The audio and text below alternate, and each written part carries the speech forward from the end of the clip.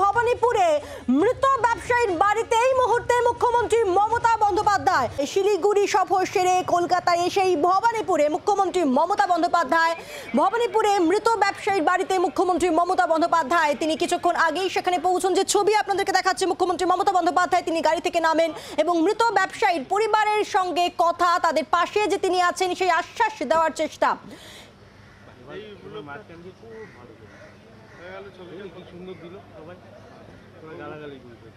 আমরা কথা বলবো, অয়ন ঘোষাল রয়েছেন টেলিফোনে প্রতিনিধি। অয়ন, মুখ্যমন্ত্রী কিছুক্ষণ আগেই জানিয়েছিলেন তিনি ভবানীপুরে বৃন্দাবন অ্যাপার্টমেন্ট, যেখানে ভাব্য তার বাড়ি যে ব্যবসায়ী তিনি মর্মান্তিকভাবে তার খুন হয়েছে বলে এখনো পর্যন্ত পুলিশ সূত্র জানাচ্ছে, তার বাড়িতে মুখ্যমন্ত্রী বলেছিলেন তিনি গিয়ে দেখা করবেন এবং সেই মতো ঠিক 1.5 থেকে 2 মিনিট আগে মুখ্যমন্ত্রী মমতা বন্দ্যোপাধ্যায় তিনি এই বাড়িতে ঢুকলেন। কড়া নিরাপত্তা এই মুহূর্তে মুড়ে ফেলা হয়েছে গোটা এলাকা, গোটা জোন। মুখ্যমন্ত্রী ঢুকে তার পরিবারের সঙ্গে কথা বলবেন।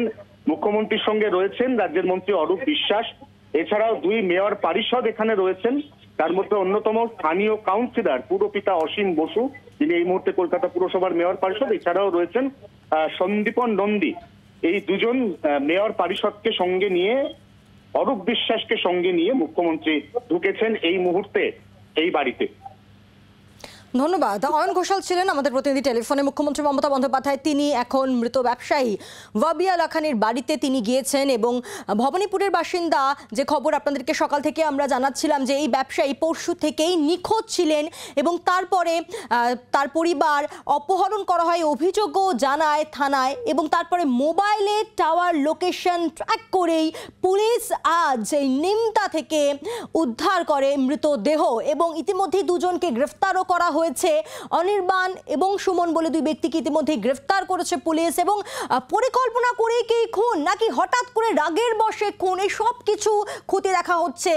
বালিগঞ্জ থানায় রাখা হয়েছে ধৃতদের। এবং অপরদিকে যে ছবি আপনাদেরকে দেখাচ্ছি, ভবানীপুরে মুখ্যমন্ত্রী মমতা বন্দ্যোপাধ্যায় তিনি মৃত ব্যবসায়ীর পরিবারের সঙ্গে কথা বলছেন এবং সব রকম ভাবে যে পুলিশ প্রশাসন আছে এবং যারা দোষীরা তাদের যে শাস্তি হবে সেই আশ্বাসই দেওয়ার চেষ্টা মুখ্যমন্ত্রী মমতা বন্দ্যোপাধ্যায়। ভবানীপুরের ব্যবসায়ীকে অপহরণ করে খুন, নিমতায় বিজনেস পার্টনারের বাড়ি জলের ট্যাঙ্কের নিচে লুকিয়ে রাখা হয় দেহ। জলের ট্যাঙ্কারের নিচে বস্তাবন্দি দেহ ঢুকিয়ে রাতারাতি পাঁচিল গেঁথে ফেলার একটা চেষ্টাও করা হয়। মৃত ওয়াবিয়া লাখানি ভবানীপুরের বাসিন্দা, পরশু থেকে নিখোঁজ ছিলেন এই ব্যবসায়ী। আমরা কথা বলবো সরাসরি, আমাদের সঙ্গে রয়েছেন আমাদের প্রতিনিধি অয়ন ঘোষাল রয়েছেন আমাদের সঙ্গে। অয়ন, মুখ্যমন্ত্রী মমতা বন্দ্যোপাধ্যায় তিনি ইতিমধ্যেই পৌঁছে গিয়েছেন মৃত ব্যবসায়ীর বাড়িতে। সেক্ষেত্রে এখন সব রকম ভাবে পুলিশ প্রশাসন পাশে আছে, এই বার্তাই একটা দেওয়ার চেষ্টা।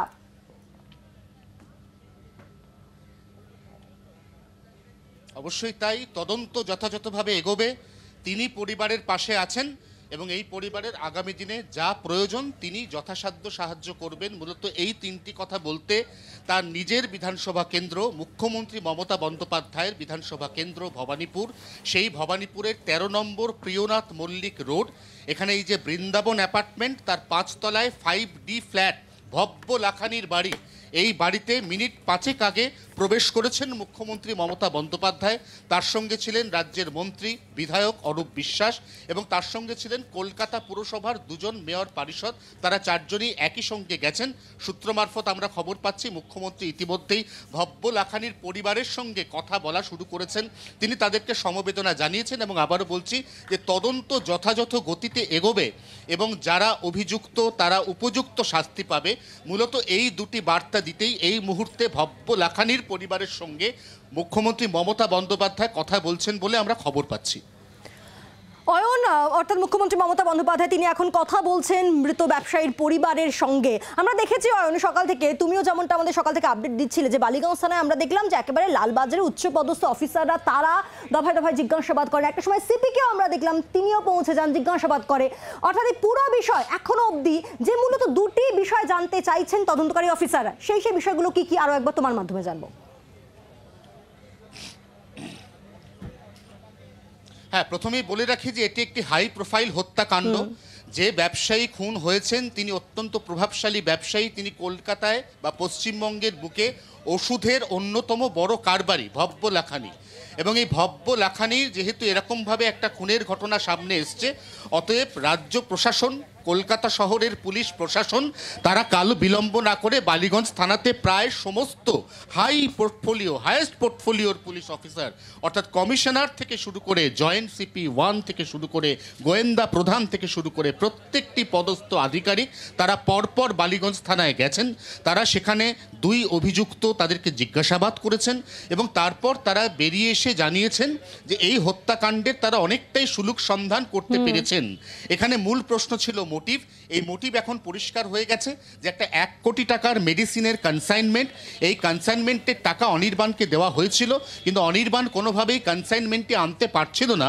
অন রিভার্স অনির্বাণ কিন্তু এই যে অ্যাডভান্স নেওয়া 50 লক্ষ টাকা এই 1 কোটি টাকার কনসাইনমেন্টের, সেটাও কোনোভাবে ভব্য লাখানিকে ফেরত দিতে চাইছিল না।